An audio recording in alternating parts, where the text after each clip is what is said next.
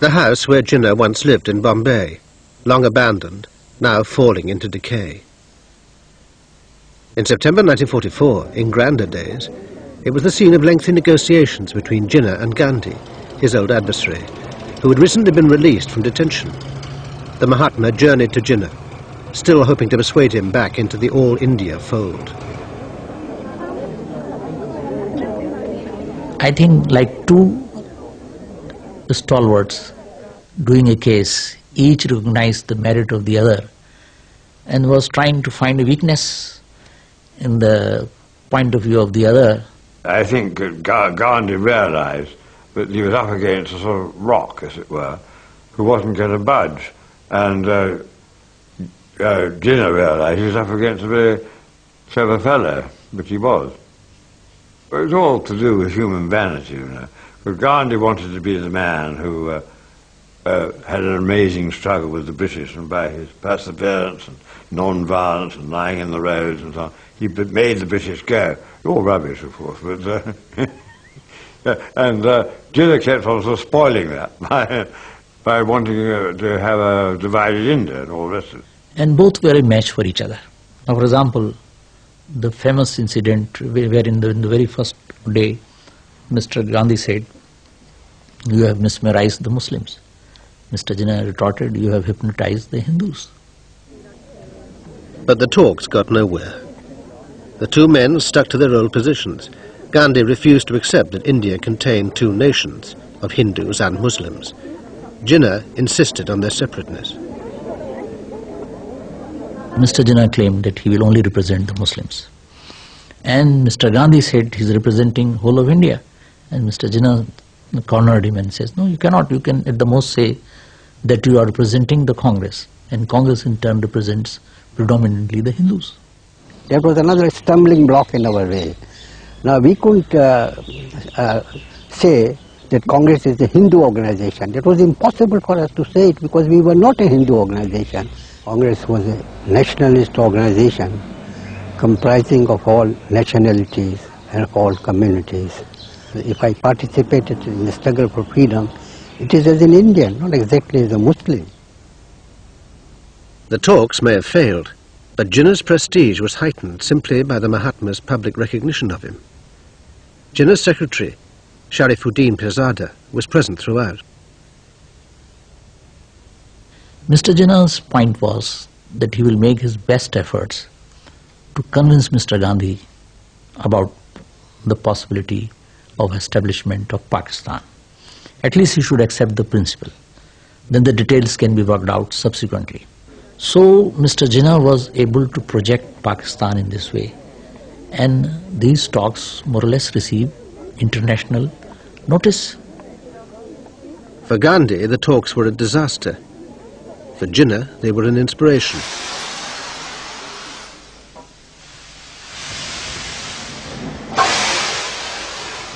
He was now touring India, building the Muslim League as a mass movement. Whenever he visited the Punjabi capital, Lahore, he would stay among the students of Islamia College. Ijlal Zaidi was one.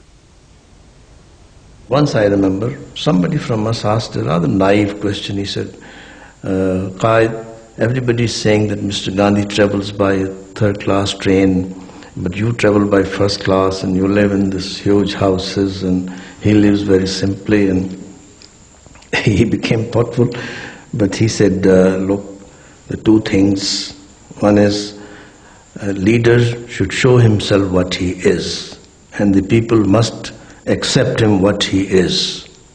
I do not live in double life. There has to be a transparency. With Gandhi and Jinnah at loggerheads, the Viceroy, Lord Wavell, who believed independence was now inevitable, called a conference at the hill resort of Simla to discuss membership of a transitional government.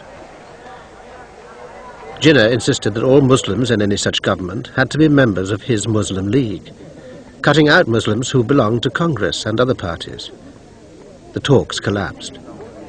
The political significance of it was that he wanted that whatever constitutional arrangement that Britain arrives at, it has to have his approval, and he would not give the approval unless he was recognized on the same level, on par with Gandhi. That was the whole trouble with him. That is why he ridiculed the Congress Muslims like me. He ridiculed all those people who disagreed with him. Gandhi was not half as dictatorial as Jinnah was. Gandhi believed in carrying people with him. Jinnah sort of dictated. At last, Labour is in power in Britain, and here are some members of the new government, the Prime Minister and Sir Stafford Cripps.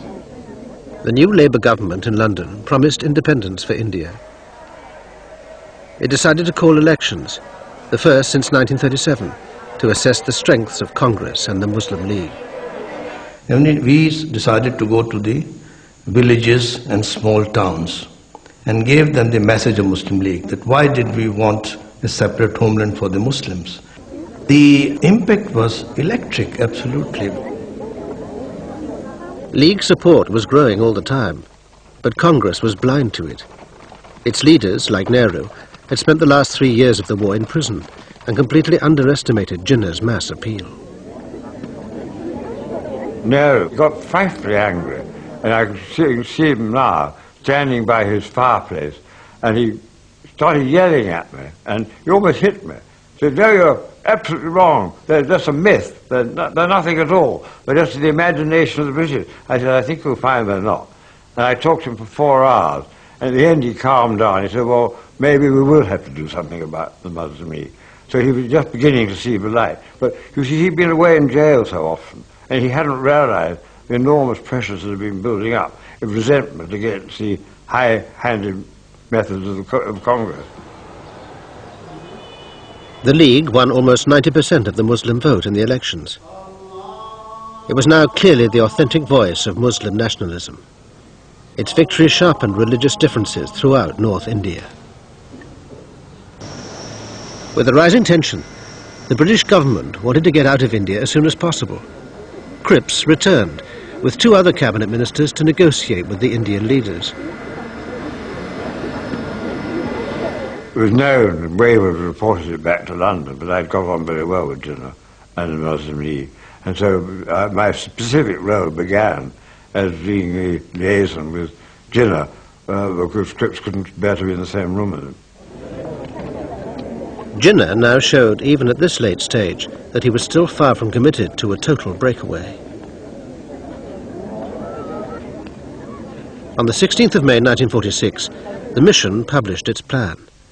It proposed a system of government which would reassure Muslims by grouping the Muslim provinces into units with a large measure of autonomy, but still remaining inside a united India. It was the last chance of avoiding partition. Everything now depended on Jinnah. Would he agree to such a plan when it meant going back on the Pakistan demand? This is, I think, one of the amazing things in history. Till May 1946, for the last 6 years, everybody was talking about a separate homeland and Pakistan. And then Quaid-e-Azam, in his wisdom, thought that, well, we can give another trial to a cabinet mission scheme, because it was for a period of 10 years, and we'll see how it works, which means temporarily going back on Pakistan. There was going to be a center. And when he announced, there was not one person who opposed. They said, well, because Quaid-e-Azam has said it, so it must be the right thing to do. I was the president then of the Muslim League in Sindh. We accepted that situation and said that if there are the safeguards, we would give up the idea of Pakistan and wait. If the safeguards which Mr. Jinnah had put forward were accepted, I think the masses would have accepted it. But the British offer was torpedoed, not by Jinnah, but by Congress's President Nehru, who rejected outright the scheme for the grouping of Muslim provinces. After Nehru's press conference in 1946, when he became the Congress president, replacing Azad, and he said, we will go in the Constituent Assembly unfettered. We will do what we want. And then Jinnah said, I can never trust these people. Even when they agree, they go back. And Sardar Patel described that on the part of Nehru as an act of emotional insanity. That was the most tragic moment in India's history. Jinnah was finally pushed over the edge. It was the defining moment. He demanded a sovereign state of Pakistan and called a Muslim League Day of Action. In unleashing the power of the masses, he was for the first time turning his back on constitutional methods as well as a united India. In Calcutta, 5,000 people were killed.